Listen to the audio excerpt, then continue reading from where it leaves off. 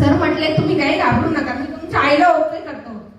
तर त्यांनी आम्हाला औषध दिलं संजीवनी दूधचं. त्यांनी सांगितलं की तुम्ही औषध चालू करा.